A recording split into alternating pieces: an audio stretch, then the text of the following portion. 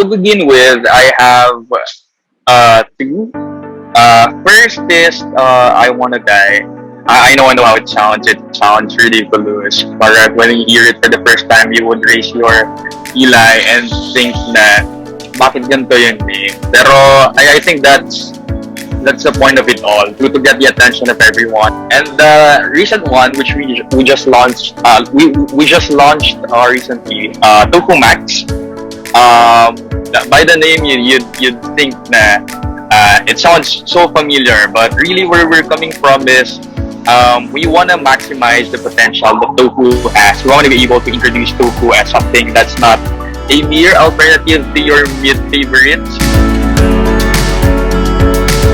I've always been a fan of funky hair colors. I wanted to try it so bad when I was so young, and I just was told that it wasn't for me, that I wasn't allowed to do so. But when I entered college, I took the liberty of the environment.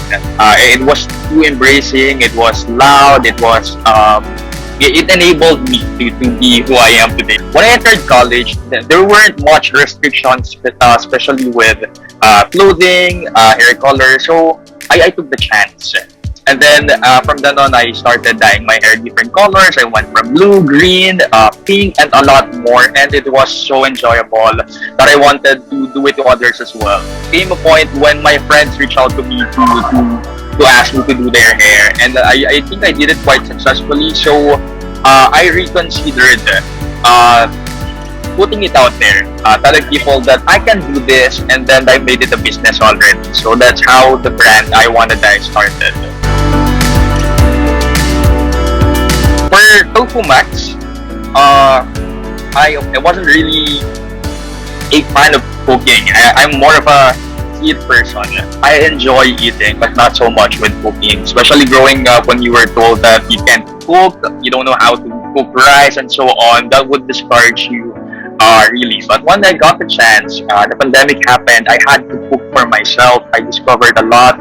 I realized that it's just following instructions simply and then making it all about yourself already. So you add whatever suits your taste buds. When we hit that point that we realized that it could go out and it's being received so well, then that's the moment we prepared to launch. And we did just recently.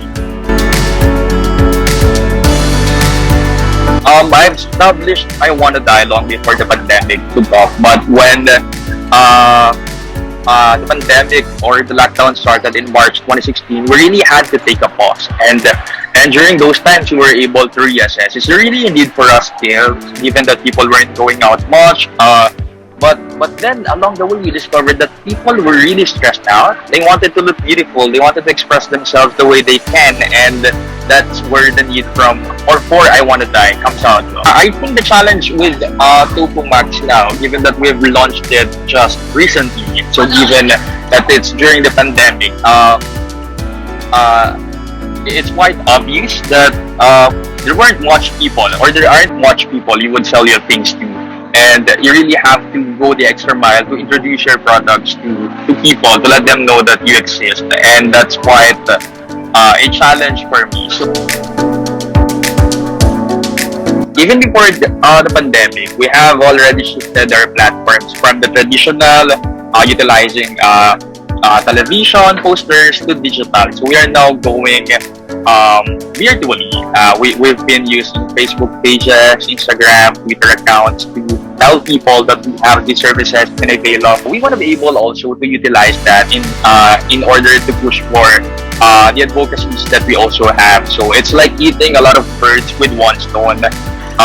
You use the platform to introduce your brand, and at the same time you use it to push for advocacies.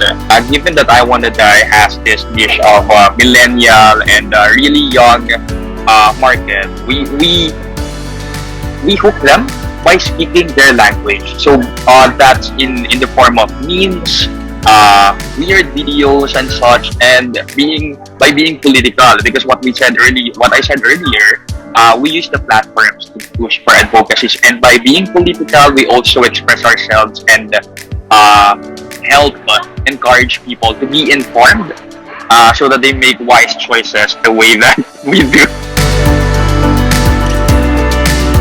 You won't be able to start a business without a capital. So for that, you have to be thankful already and use that wisely. When I say I am a believer of hard work, and you should be too. And you always have to recognize your privilege and use that as a tool to be able to nurture your business and take your business to greater heights. So, starting up a business is not an overnight success. Although it all starts with a dream, you still have to ground yourself in reality. So that's how you plan things out. No? You start up with a dream and you plan ahead, and you just take off from there.